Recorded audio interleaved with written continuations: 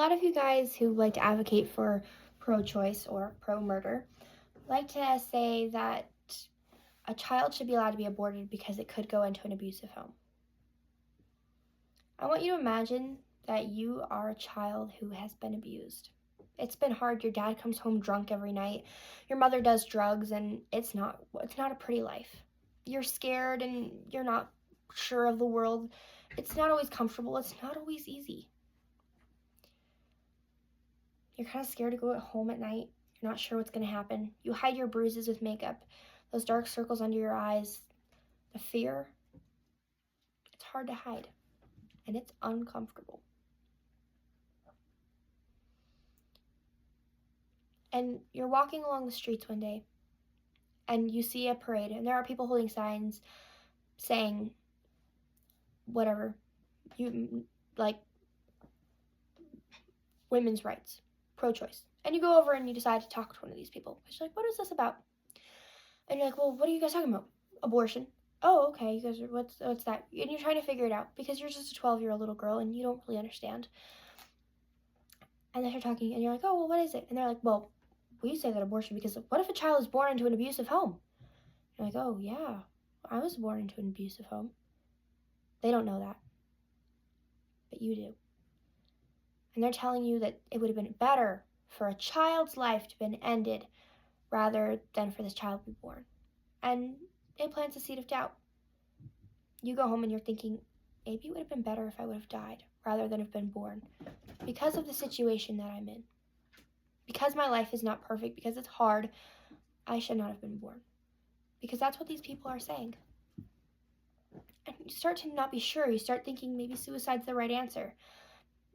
Maybe you get involved in the wrong crowds and people give you attention and you start taking drugs.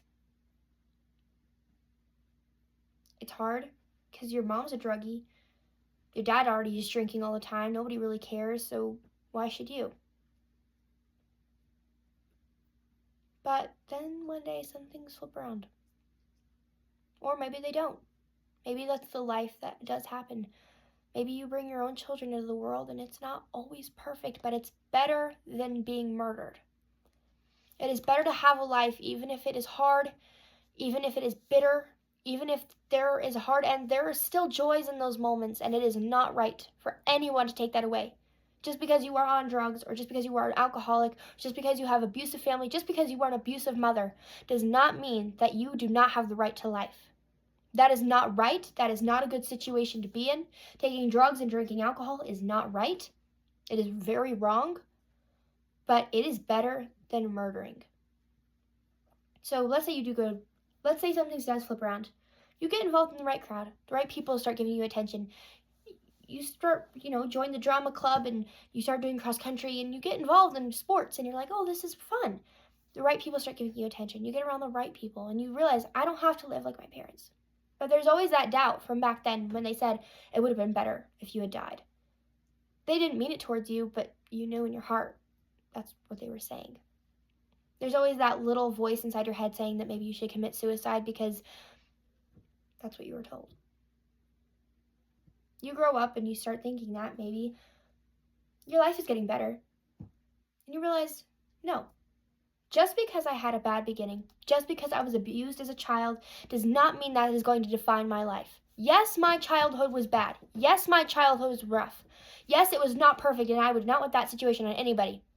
But I still have the right to life, and I still have the opportunity to turn my life around. And just because of my beginning, just because my beginning was bad, does not mean that my entire life is going to be horrible. Just because the first 13, 14 years of my life are going to be horrible, does not mean that I should not be able to live for the next 80 years. That is not right, and that is not your choice or anybody else's choice to make. Life is a gift. We need to precious and take that gift and keep it safe. Why are we telling women that they have the right to murder? I agree in rights. We should have the right to voice our opinion. We should have the right to know what our government is saying. We should have the right to vote. We should. Those are rights that humans have. A right that a human should never have is murder.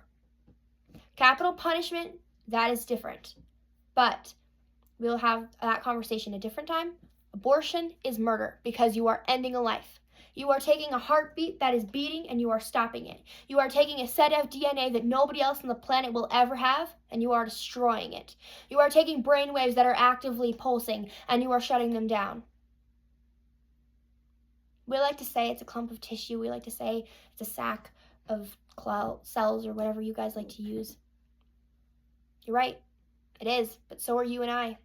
And that sack of cells, it has fingers and toes, and it has brain waves, and it has a heartbeat just like you and I do. Every living thing is made out of cells.